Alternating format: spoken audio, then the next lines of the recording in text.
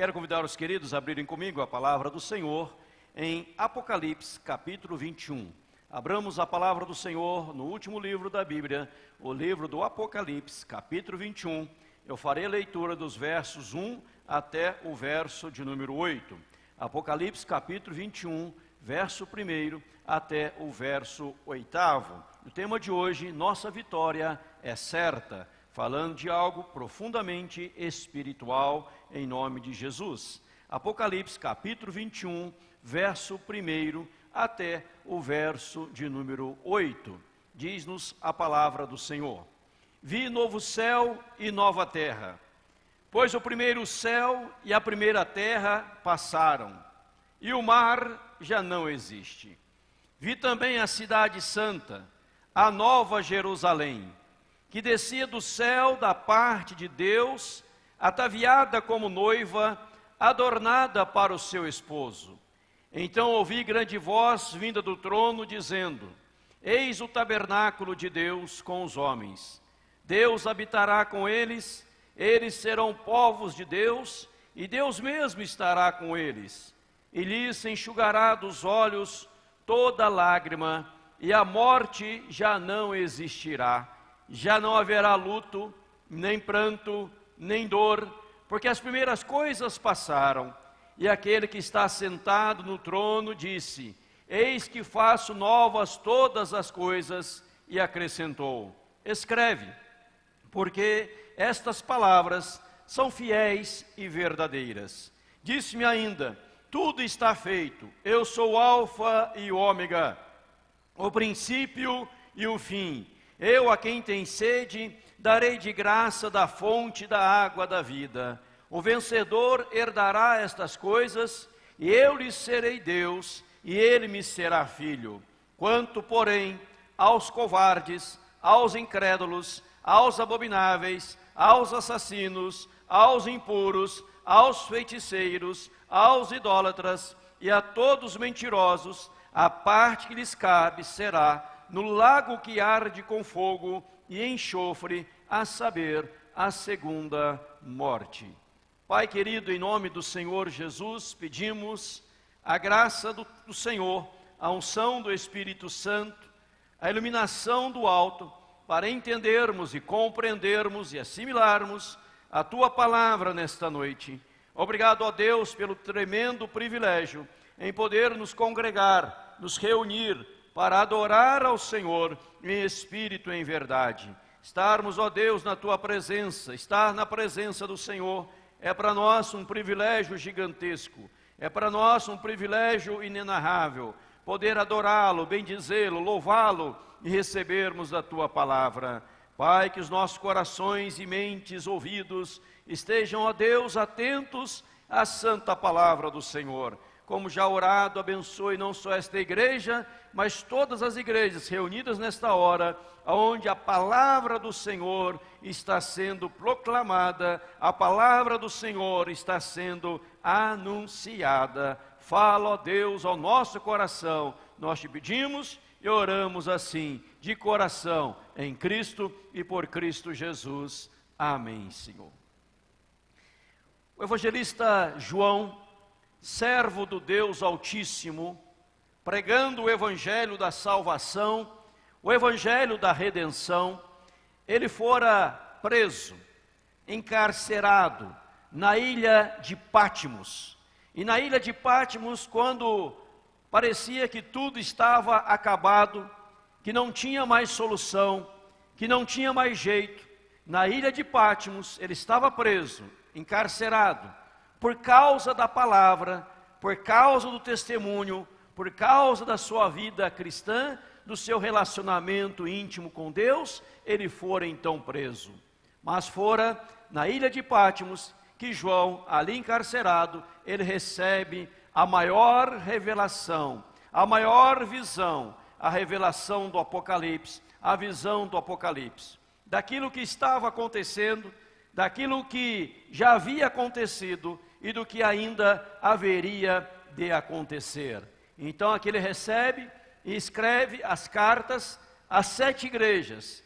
Cada uma das igrejas recebe o todo todo o livro do Apocalipse, recebe toda a carta, e hoje nós temos o privilégio de ler esta maravilhosa, tremenda, poderosa, gloriosa carta, revelação de Deus a João, revelação de Deus à sua igreja.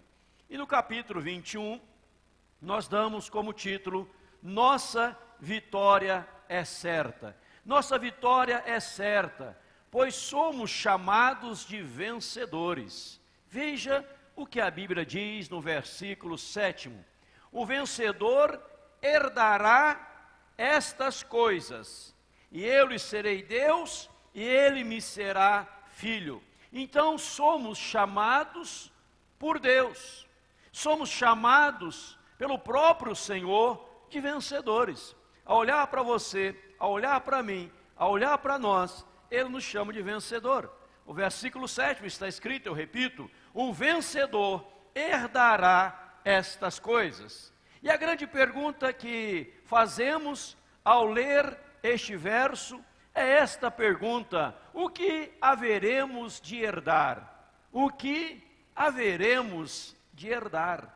Ora, se ele está falando em herdar, se ele está falando em herança, algo que eu haverei de herdar, a pergunta é óbvia, é esta: o que haveremos de herdar? O que eu vou herdar pela graça do Senhor? Nós sabemos muito bem que para se tornar herdeiro, para ser um legítimo herdeiro, primeiramente tem que acontecer a morte de alguém. Não há herdeiro sem alguém ter morrido. Você pode ser filho, você pode ser filha, mas se torna legítimo herdeiro quando alguém vem a partir, a morrer. E o Senhor Jesus morreu por nós na cruz do Calvário. Ele entregou a sua vida preciosíssima por nós naquela cruz. E graças a Jesus, nós somos agora chamados de vencedores. Você é um vencedor, graças a Jesus. E ele diz que o vencedor herdará estas coisas. Quais são então estas coisas? Olhemos na palavra do Senhor e vamos perceber quais são as coisas que nós vamos herdar. Em primeiro lugar, vamos herdar o novo de Deus para nossas vidas. Vamos herdar o novo de Deus para as nossas vidas. Eu gosto muito dessa expressão, o novo de Deus. O novo. Deus tem novidade de vida para você. Deus tem novidade de vida para cada um de nós, em nome do Senhor Jesus. Ao olharmos para as Escrituras, ao analisarmos as Escrituras, veremos que ela está repleta do novo de Deus. Por exemplo, vamos mencionar algumas coisas. Ela nos fala sobre o novo Espírito. O novo Espírito.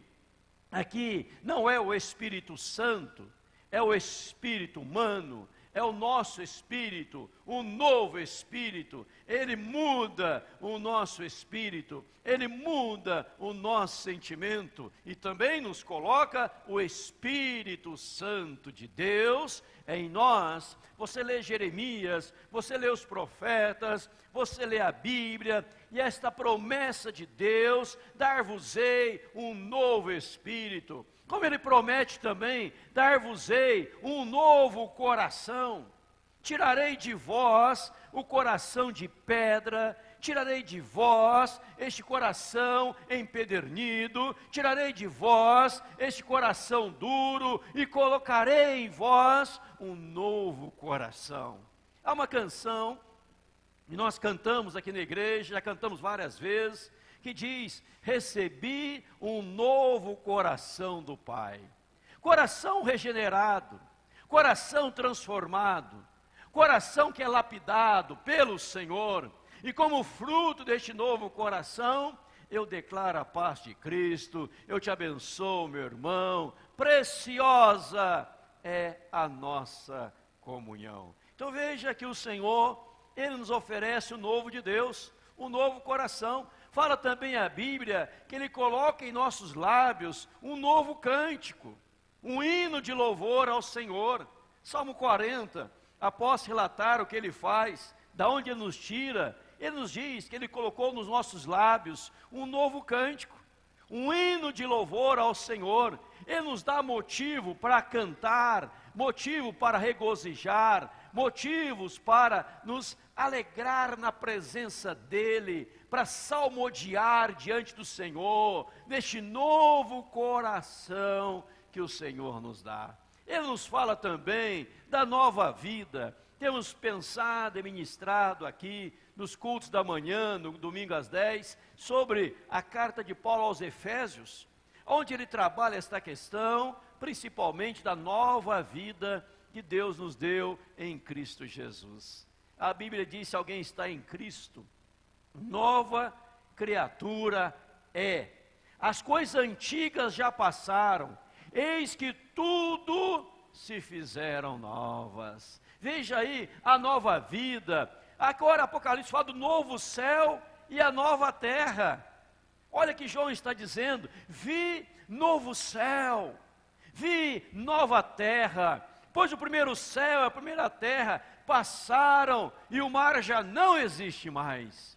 O mar aqui traz a ideia de separação. Ele estava encarcerado numa ilha, separado de tudo. Quando ele fala o mar já não existe, essa é a ideia do Apocalipse. Não haverá mais separação. Eu estou vendo, eu estou contemplando o novo céu e uma nova terra. E o verso mais abaixo fala da nova Jerusalém. Olha que coisa linda. A nova Jerusalém. Nova Jerusalém. O novo de Deus. Nova Jerusalém. Se Jerusalém já é linda, maravilhosa, naquela época já era, e é hoje. Imagina a nova Jerusalém, prometida por Deus. Mas eu quero destacar para você, meu irmão, minha irmã, início do verso 1, no capítulo 21. Ele viu, ele contemplou, ele visualizou, e você também verá, você também contemplará, e você também irá visualizar, e você lá vai estar, em nome de Jesus, porque você é vencedor em Cristo, e por Cristo, por causa de Cristo, e a glória de Cristo, pois em Cristo, nós somos mais que vencedores, em nome do Senhor. Você não é vencedor por causa da sua força, você não é vencedor por causa da sua atitude, você é vencedor porque Cristo venceu por você, e você está em Cristo, e em Cristo você é vencedor.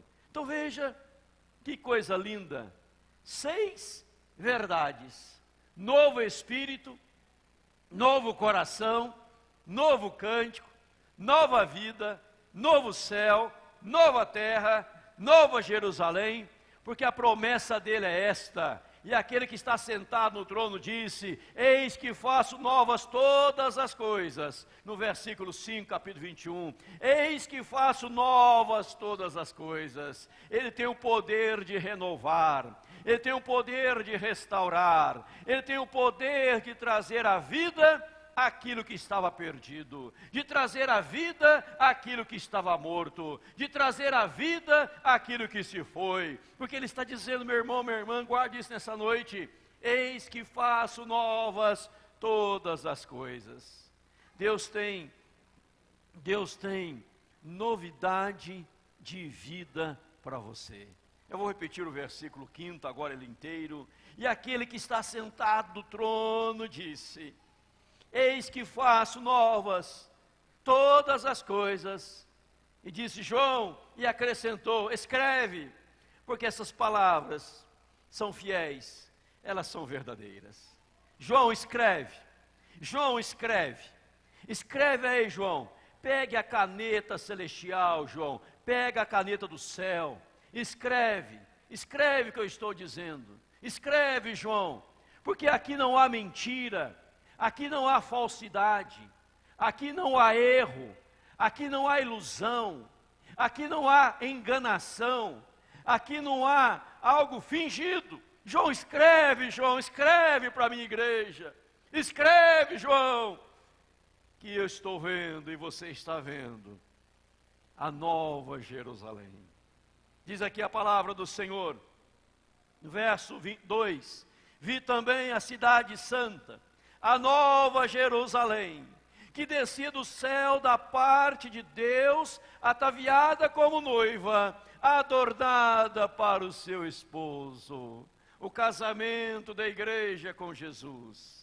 A igreja é a noiva, Jesus é o noivo. O casamento da noiva com o noivo, ela vem adornada, ela vem ataviada, ela vem preparada para o seu esposo, a cidade santa, a nova e inesquecível Jerusalém. E diz aqui a palavra do Senhor, que desce do céu. Veja que coisa linda, meu amado irmão. Veja que coisa linda ainda no versículo 5. Aquele que está aonde? Assentado no trono. Quem está dizendo? Ele está assentado no trono. Quem está assentado no trono, ele está reinando, ele está dirigindo, ele tem o poder, ele tem o domínio, ele tem a grandiosidade, todo o poder lhe pertence. Ele está dizendo: João, manda para a igreja lá, João. Porque naquela época as pessoas estavam sofrendo, as pessoas estavam sendo perseguidas, as pessoas estavam sendo maltratadas, mas Deus trouxe a promessa. E eu coloquei para você aqui 6 coisas, né? Novo espírito, que é promessa dele, novo coração, novo cântico, nova vida, novo céu, nova terra, nova Jerusalém. Veja, perceba o que está reservado para o seu coração, porque ele faz novas todas as coisas. Você precisa de um coração novo? Jesus. Você precisa de um espírito novo? Jesus. Você precisa de uma nova vida? Jesus. Você precisa de um novo céu, uma nova terra? Jesus. Você precisa de entrar na nova Jerusalém? Jesus. Em Jesus só há bênçãos. Em Jesus não há prejuízos. Em Jesus só há bênçãos do Senhor. Mas a Bíblia ainda ensina, ela nos revela mais algumas verdades profundas neste texto. Vamos ver mais algumas? Vamos ver lá. Seremos profundamente envolvidos pela presença de Deus. Verso 3. Vamos para o verso 3. Olha aí. Diz lá: então ouvi grande voz vinda do trono dizendo: eis o tabernáculo de Deus com os homens. Deus habitará com eles. Eles serão povos de Deus, e Deus mesmo estará com eles. Deus habitará com eles. Eis o tabernáculo de Deus. Deus estará, diz aqui, habitará com eles. Ou seja, a presença de Deus na nova Jerusalém é real. Se você continuar lendo o Apocalipse, vai dizer que lá não precisa de luz, porque o Senhor é a sua luz. É a presença de Deus. A Bíblia diz que nem olhos viram, nem ouvidos ouviram, nem jamais penetrou em coração humano o que Deus tem preparado para aqueles que o amam. E esta visão é algo que está relacionado a isto. Você agora contemplando, sendo envolvido pela presença do Senhor, Deus em pessoa, o seu corpo já foi transformado, você está desfrutando da glória celestial, você está no novo céu, na nova terra, você está no paraíso eterno. Veja que interessante, a Bíblia começa em Gênesis falando do paraíso, termina no Apocalipse falando do paraíso, novo céu e nova terra. tudo já foi consertado, restaurado, abençoado por Deus, e agora você veja ali a presença real de Deus. Não só a presença real de Deus, mas você também agora vai ter profunda comunhão com Deus, ainda o versículo 3. Profunda, profundíssima comunhão com Deus. Eles serão povos de Deus, e Deus mesmo estará com eles. Então você não vai orar sem ver Deus, você vai ver Deus, você vai abraçar a Deus, você vai sentir a presença de Deus, e você vai ter comunhão com Deus, e ali está Deus em pessoa. O apóstolo Paulo chegava a contemplar sobre isso, a falar, narrar sobre isso nas suas cartas a Romanos. Ele fala sobre isso e trabalha essa questão, que os seus olhos iriam ver o Senhor. Jó já dizia também sobre isso, e ver o Senhor. E agora veja que bênção, meu irmão, você em comunhão com Deus. Aquilo que foi perdido lá no Éden, foi restaurado na Nova Jerusalém. Aquilo que nossos primeiros pais perderam devido ao pecado, foi restaurado em Jesus Cristo, e agora você em comunhão com Deus, e além de estar em comunhão com Deus, você também desfrutando da filiação com Deus, plenamente disso. Versículo 7 vai dizer: o vencedor herdará estas coisas, e eu lhe serei Deus, ele me será filho. É um relacionamento, é uma filiação plena, total.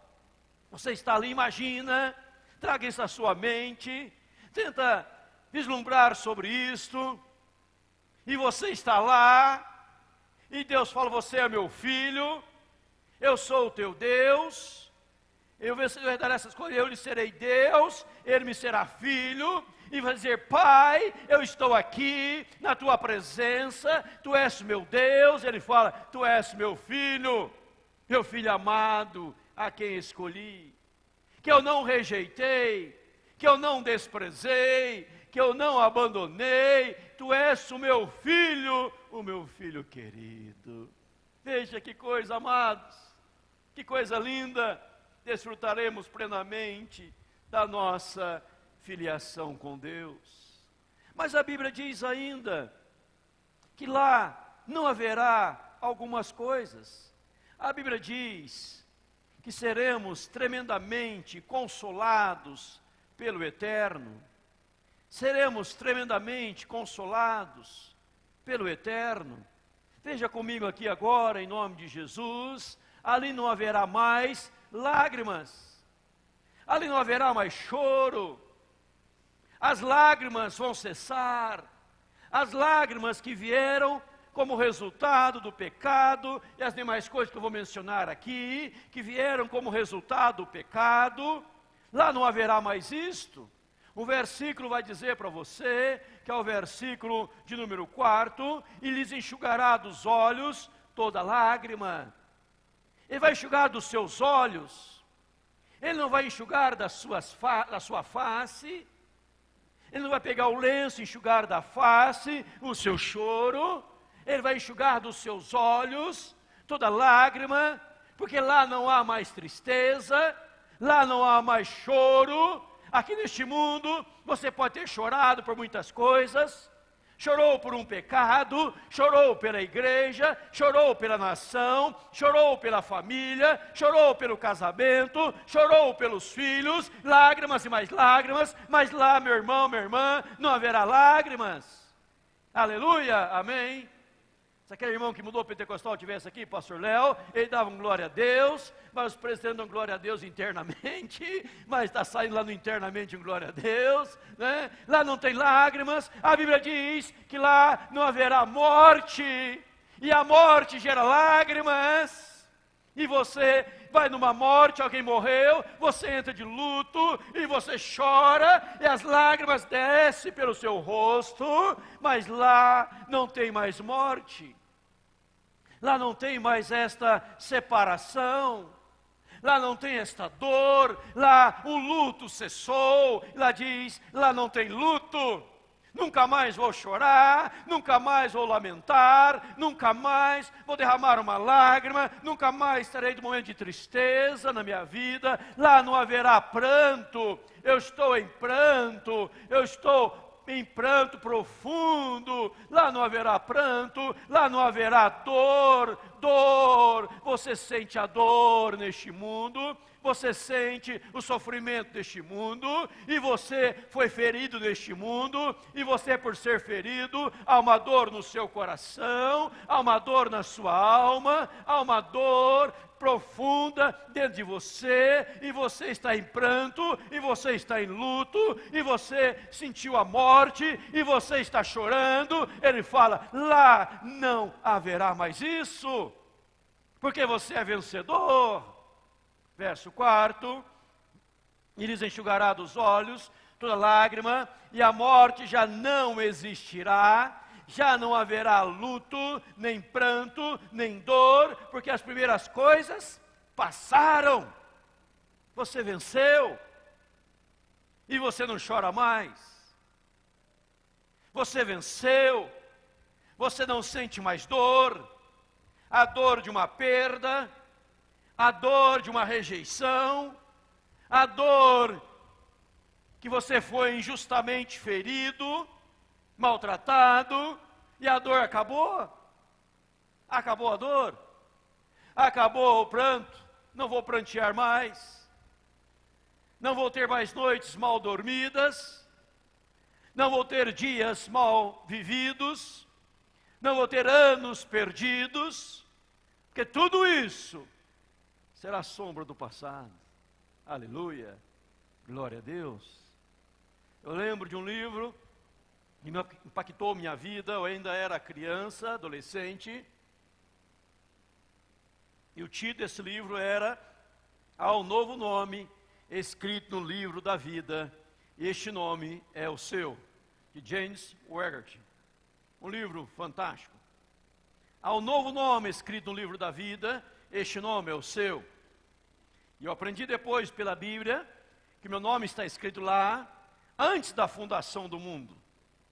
E ele não o escreveu em um determinado momento da história, mas ele escreveu antes da fundação do mundo. O meu nome lá está, o seu nome lá está. Paulo, quando escreve, trabalha essa questão em Romanos. Ele chega a dizer que o sofrimento do presente não são para ser comparados com a glória a ser revelada em nós. Agora imagina você, meu irmão, minha irmã, estes nossos irmãos que estavam lá, que viviam nesta época, perdendo seus entes queridos.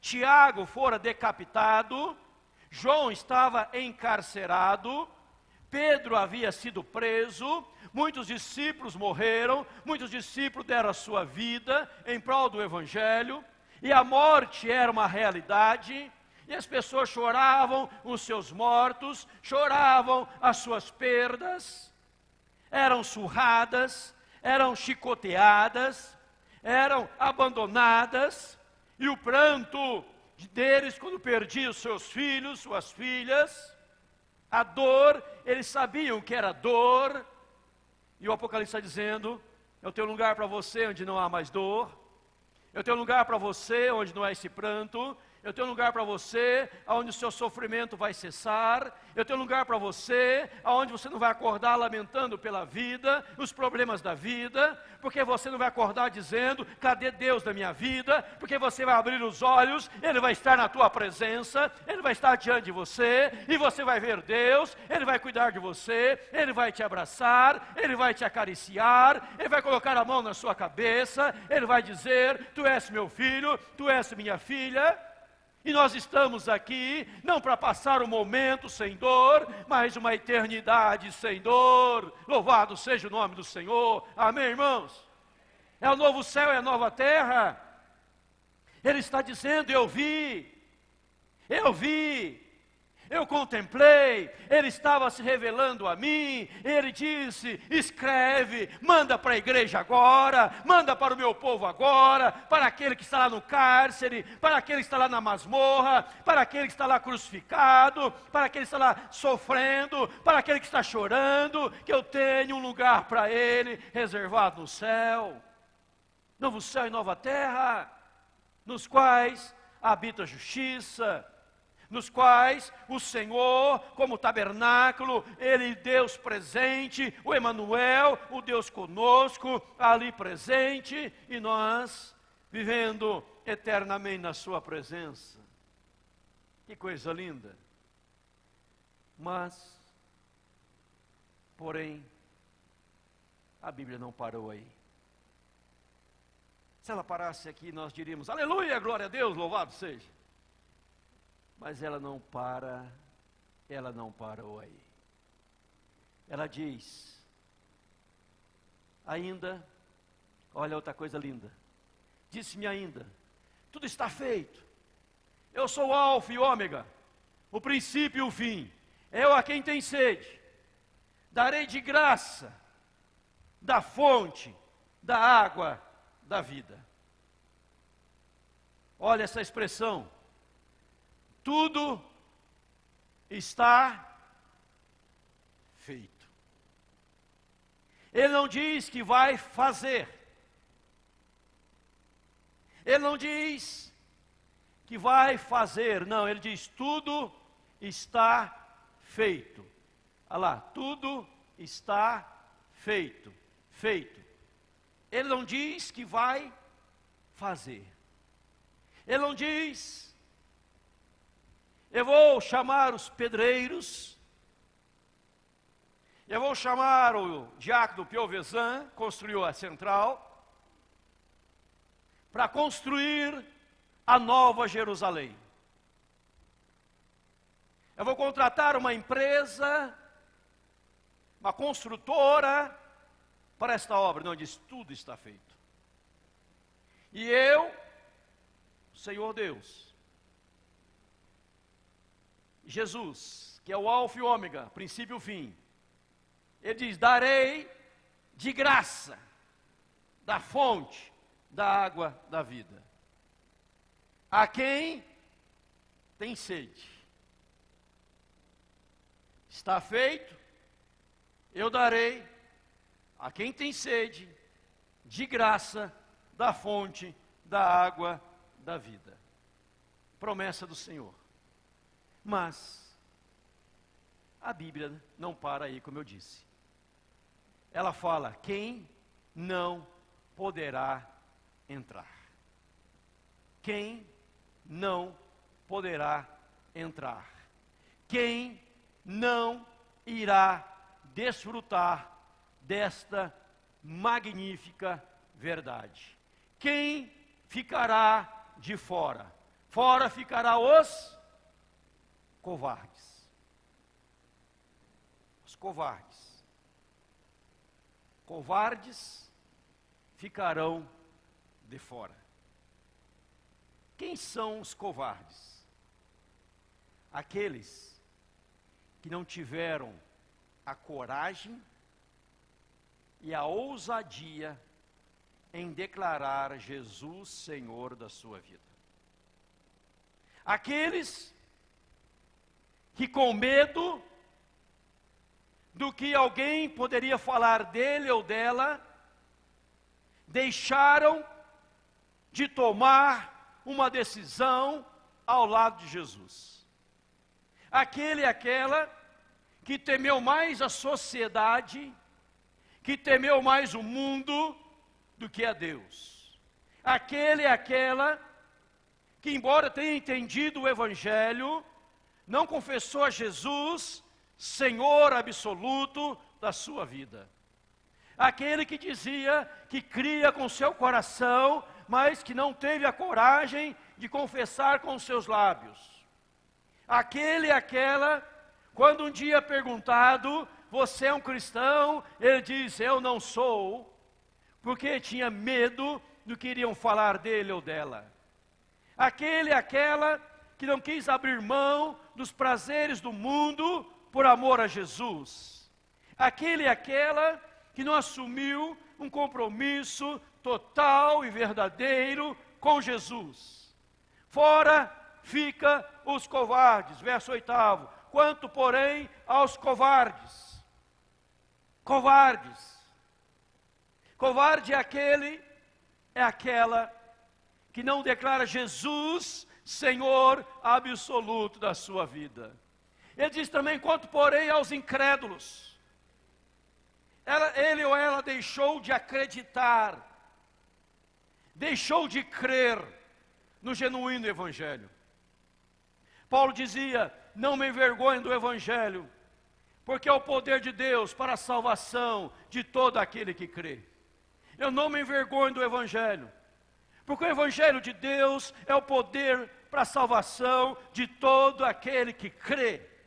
João 3,16 diz, porque Deus amou o mundo de tal maneira, que deu o seu Filho unigênito, para que todo aquele que nele crê, não pereça, mas tenha a vida eterna. Ele deixou de acreditar em Jesus, ele deixou de crer em Jesus, ele deixou de abraçar a Jesus, ele não quis acreditar, ele achou que não era verdadeiro, ele achou que era uma ilusão, ele achou que era uma mentira, ele achou que não tinha sinceridade. Ele fala, eu não creio nisto. Ele crê em tudo, menos em Deus. Ele crê em tudo, menos em Jesus, que disse, eu sou o caminho, a verdade e a vida. Ninguém vem ao Pai, senão por mim.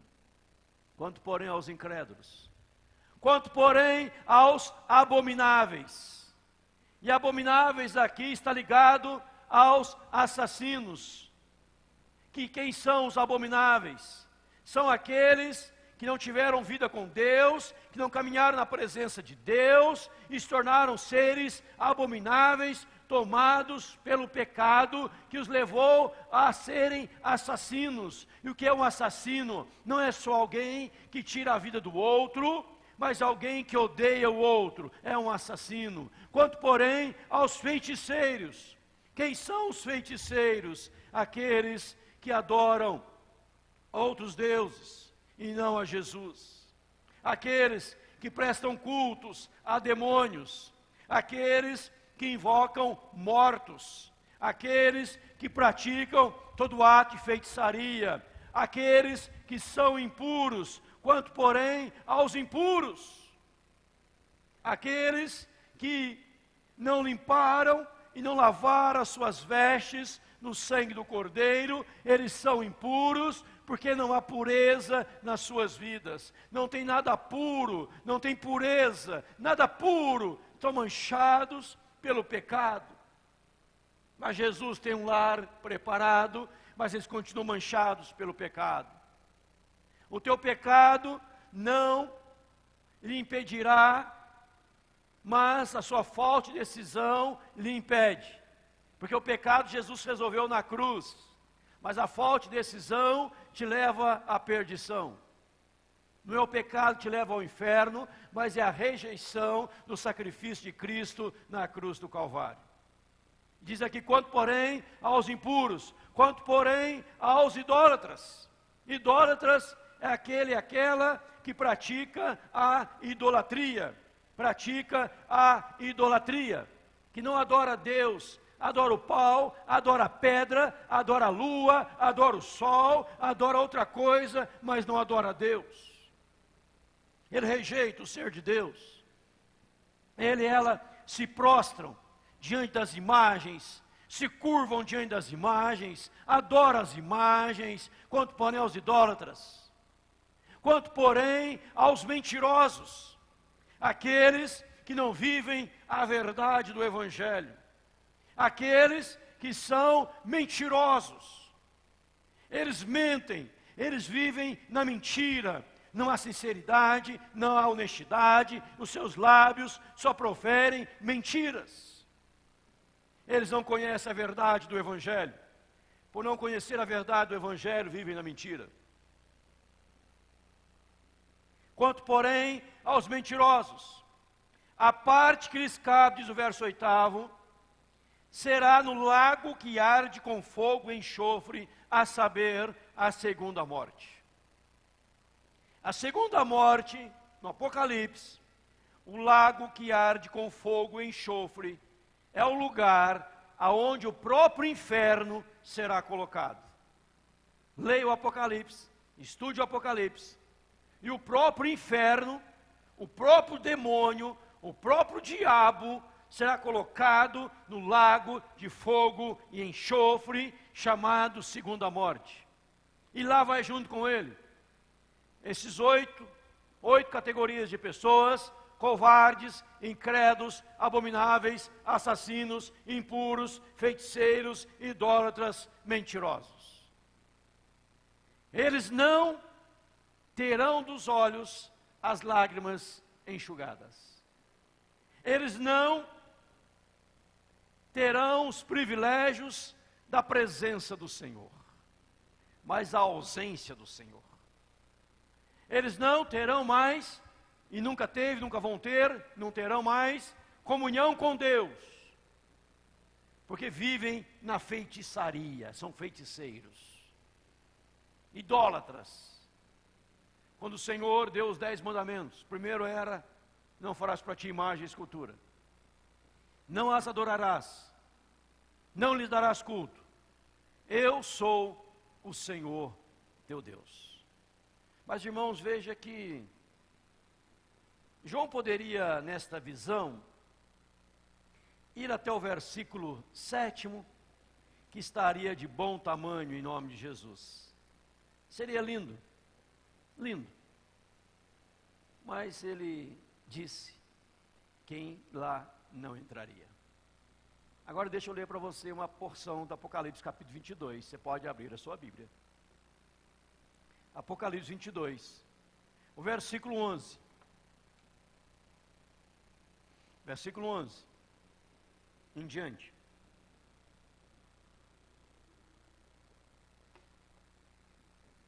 Continue o injusto fazendo injustiça. Continue o imundo ainda sendo imundo. O justo continue na prática da justiça, e o santo continue a santificar-se. Eis que venho sem demora, e comigo está o galardão que tenho para retribuir a cada um segundo as suas obras. Eu sou o alfa e o ômega, o princípio e o fim, o primeiro e o último, princípio e o fim. Bem-aventurados aqueles que lavam as suas vestiduras no sangue do Cordeiro, para que lhes assista o direito à árvore da vida e entrem na cidade pelas portas. Fora ficam os cães, os feiticeiros, os impuros, os assassinos, os idólatras e todo aquele que ama e pratica a injustiça, a mentira. Eu, Jesus, enviei o meu anjo para vos testificar essas coisas às igrejas. Eu sou a raiz e a geração de Davi, a brilhante estrela da manhã. O Espírito e a noiva dizem: vem. Aquele que ouve, diga: vem. Aquele que tem sede, venha. E quem quiser, receba de graça a água da vida. Veja, meu amado, minha amada, que a Bíblia está dizendo: o feiticeiro quer continuar sendo feiticeiro, o idólatra quer continuar sendo idólatra, o mentiroso quer continuar na mentira, o impuro, o assassino, o abominável, o incrédulo, o covarde, quer continuar nestes atos? Pode continuar, é um direito seu, que será respeitado. Mas se você quer santificar, você continue santificando, mas saiba de uma coisa: Jesus está vindo para retribuir a cada um segundo as suas obras. Mas, irmãos, a Bíblia tem uma palavra especial para você. Qual é a palavra especial da Bíblia? Eu amo isto. Apocalipse 3:20. Eis que estou à porta e bato. Se alguém ouvir a minha voz e abrir a porta, entrarei em sua casa e cearei com ele e ele comigo. Eu estou à porta do seu coração batendo. Se você ouvir a minha voz, eu vou entrar na sua casa. Eu vou cear com você. Eu vou ter comunhão com você. Isaías diz: vinde pois e arrazoemos. Ainda que os vossos pecados sejam vermelhos, vermelho como escarlates, serão brancos como a neve. Vinde pois e arrazoemos. Se quiserdes e me ouvirdes, comereis o melhor desta terra. O Senhor tem o melhor para nós. O lago de fogo e enxofre não é para você, porque a graça de Deus te alcançou. Amém? O poder de Deus veio sobre a sua vida. O que Ele está pedindo a você, verso 6, Apocalipse 21, 6, eu, a quem tem sede, darei de graça da fonte da água da vida. O Senhor tem uma fonte cristalina, uma água maravilhosa para a sua vida. Você vai rejeitar? Você vai querer continuar naquelas 8 categorias? Se você continuar, é um direito seu, de qualquer um, mas perderá o céu, perderá o lar eterno. Será que vale a pena? Você quer a presença eterna de Deus ou a presença eterna do diabo? Vocês querem estar no céu ou no lago que arde com fogo e enxofre, sendo atormentado de dia e de noite? Quando os leitores do Apocalipse ouviram isso, o que eles falaram? Sofrimentos do presente não são para ser comparados com a glória a ser revelada em nós. Quando Moisés tomou ciência dessas verdades bíblicas, lá no Velho Testamento, no Novo Testamento nem tinha ainda, mas essas verdades já foram ministradas a ele, sacrifício do cordeiro, etc.